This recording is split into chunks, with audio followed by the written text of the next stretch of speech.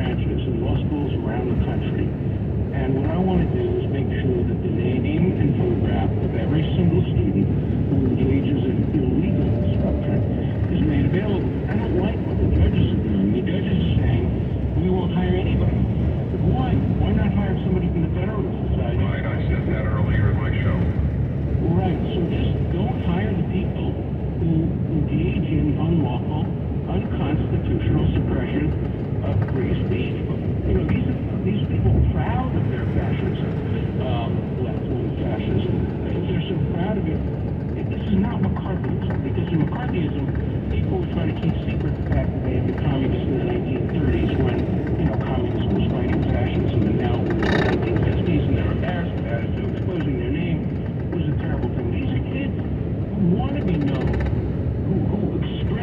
person that no conservative speech should be allowed on campus. Why shouldn't we know their name? Why shouldn't we know the name of the Berkeley students who have prevented Zionists from speaking at 14 clubs at the Berkeley Law School? The dean of the law school can't speak there because he's a Zionist. I can't speak about the Constitution unless I renounce my belief that Israel has the right to exist as the nation state of the Jewish people. This kind of left-wing censorship has to be fought against. And yes, I am very aware of Stanford and Yale, where I went to law school, and Georgetown and other places. All right, we're going to be back with you in a moment. I want to vigorously promote Professor Dershowitz's just published book, Gets Trump. It is up at DennisPrager.com.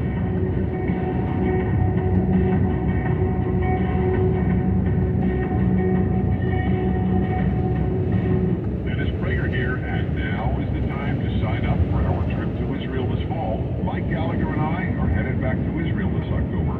Don't miss the Stand with Israel tour with our trusted partner, Inspiration Cruises and Tours. We'll visit amazing places in Israel, sure to profoundly inspire you with every step. Visit StandWithIsraelTour.com, StandWithIsraelTour.com, or 855-565-5519. Want to be as healthy and happy as you can be in 2023? Tune in to the Healthiest Hour on radio. Hi, it's the Snowman inviting you to join us this Saturday morning for a stellar lineup of guests and information to help you get into the best shape of your life while increasing your energy and losing a few pounds in the process. Make those New Year's resolutions stick by sticking with us all year long to keep your mind and body healthy and strong. It's Dave and Snow on Dr. Health Radio this Saturday morning at 9 here on 860 AM. The Answer. News, information, reassurance. 860 AM. The Answer. KPRP San Francisco. Streaming now on smart speakers. The Odyssey app service of Salem Media Group. Breaking news this hour from townhall.com. I'm John Scott. Former President Trump has departed Florida ahead of a New York City arraignment. New York Mayor Eric Adams says all preparations are being made from a security standpoint. New York City is always ready. We know that the city where our NYPD and other law enforcement entities must be prepared at any given moment for anything to happen in the city. Meanwhile, Trump supporters are planning to protest outside the Manhattan criminal court. White House correspondent Greg Cluxton has more from New York. Some of Donald Trump's top supporters, including Republican lawmaker Marjorie Taylor Greene, say they will be here in New York on Tuesday to protest criminal charges against the former president. The New York Young Republican Club says it is planning a protest at a park across the street from the courthouse, a demonstration that Greene says she will attend. The NYPD says officers are on alert and will ensure everyone is able to peacefully exercise their rights. Greg Cluxton, New York. Also at townhall.com, on the international front, lawyers for an American reporter jailed in Russia are appealing his arrest. Correspondent Rita Foley has more. Wall Street Journal reporter Evan Gershkovich was arrested last week in Yekaterinburg. The FSB, Russia's security service, says he tried to get classified information about a Russian arms factory. The Kremlin alleges that Gershkovich was caught red-handed without offering details. The Wall Street Journal vehemently denies the charges and is demanding his release. Gershkovich's lawyers are now appealing his arrest, according to a court in Moscow. No date set yet for that appeals hearing. I'm Rita Foley. And on Wall Street, the Dow had 240 points out, but the NASDAQ is down 115. More at townhall.com. Time now for the O'Reilly Update message of the day. On this Monday, it's the beginning of Holy Week around the world and in the USA, as we are part of the global community, as they say. But Holy Week here is not what it used to be. Okay? Because the rise of atheists and agnostics and the decline of organized religion in America, we talked about it earlier this week, particularly among younger Americans, is very pronounced. So a lot of people don't even know that Thursday is Passover, then Good Friday, then Easter Sunday. You do a little quiz. Go out or you see some friends or anything like that and say, hey, what's Friday? What it's Thursday. You know? A lot of people don't know. Now, I'm not judging anybody who doesn't believe. I'm not going to do that because that's not my job. That job goes to somebody a lot smarter than I am. But as I said earlier this week, it's not a good thing that right and wrong and theology, if the theology is Judeo-Christian, and even Muslim, I mean, they've converted to Muslim, the Islamic religion, terrorists have, but, if you study it, there are some sketchy parts of the Quran, no doubt about it, and there's sketchy parts of the Old Testament, too. But theology of believing in something higher than yourself and a standard of behavior that helps other people is a good thing for you, everyone around you, and your country. I'm Bill O'Reilly. I approve the message by writing it. You can reach me, Bill at BillO'Reilly.com, Bill at BillO'Reilly.com, name and town if you wish to opine. Now let's go to the mail. Rod Saunders, I'm conservative, but don't understand why anyone would have an assault weapon other than law enforcement. The hunters in Montana and Wyoming can do fine with non-assault rifles. I support a national ban on assault weapons. I don't. I think it's a state-by-state issue, but I want rigorous registration for these assault weapons.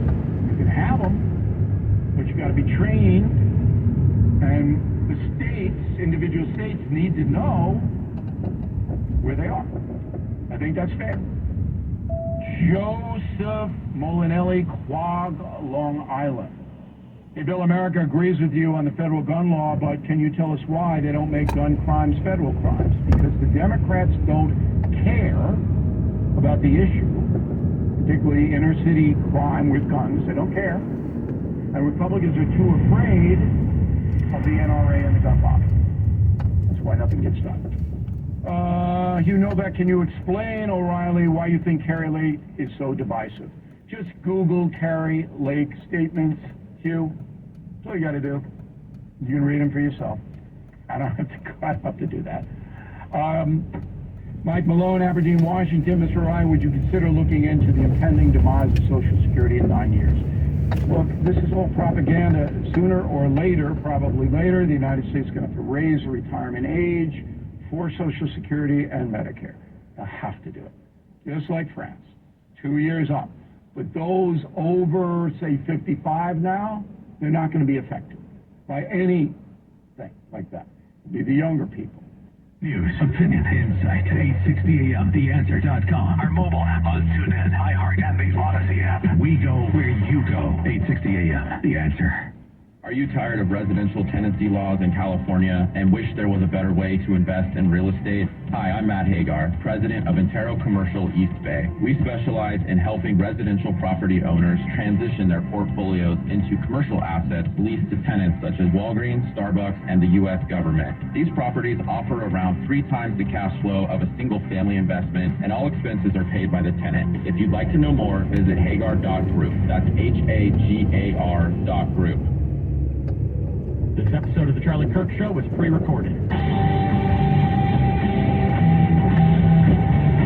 Hey everybody, welcome to Hour 3. Email us your thoughts, freedom@charliekirk.com. Help intro this hour is James Lindsay. Hey, tell us about your book, Marxification of Education. Well, I have to expose how our education system has been stolen. It's actually in the subtitle, is theft of education is the last part of the How do you write so many books?